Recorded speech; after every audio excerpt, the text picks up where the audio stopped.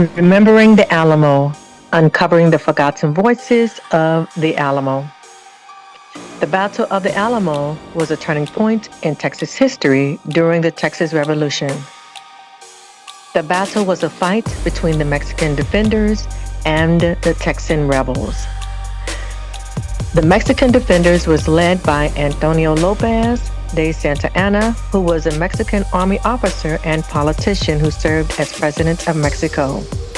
The Texan rebels included James Bowie, a native of Logan County, Kentucky, David Crockett, a U.S. House of Representative who was from the state of Tennessee, and Colonel William B. Travis, who was a native of South Carolina. Documented contributing factors which led to the Battle of the Alamo were issues over slavery, federalism, and land rights. The differences over those issues created tensions between the Mexican rule and the American settlers.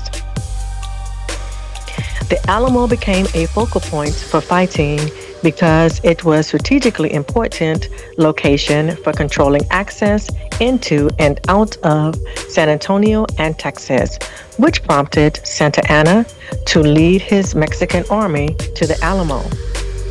On February the 23rd, 1836, approximately 1,500 Mexican troops, led by President General Santa Anna, marched into San Antonio to retake Texas.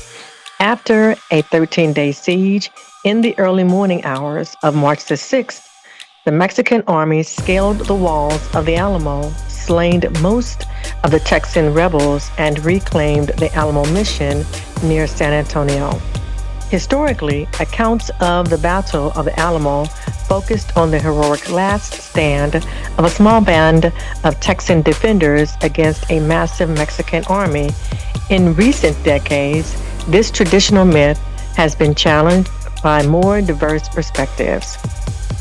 One of the books that provides diverse perspective on the Battle of the Alamo is The Alamo Remembered: Tejano Accounts and Perspectives by Timothy M. Montevino.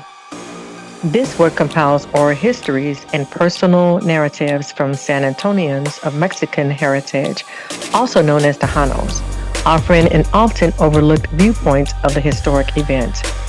One compelling account in his book was from friends of Antonio Perez, a witness present in San Antonio during the battle. Perez's recollection differs from popular historical portrayals, stating that all of the Alamo defenders were killed and more than 500 Mexican soldiers, defenders of Texas, also lost their lives. Perez further recounted that James Bowie died while sick in bed and that William B. Travis took his own life rather than be captured.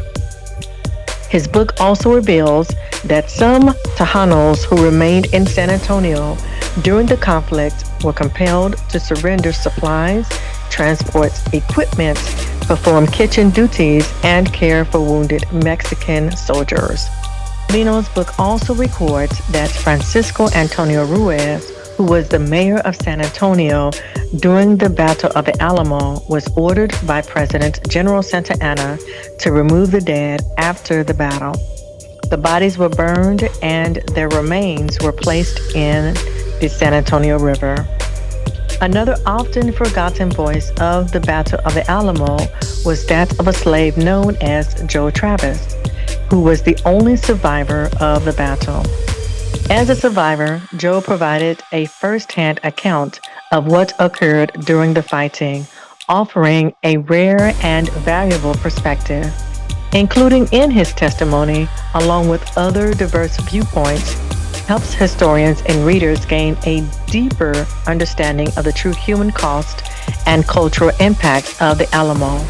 Recognizing both the myth and the reality encourages those living in Texas to honor the event's legacy with honesty, inclusivity, and a fuller appreciation of its place in history.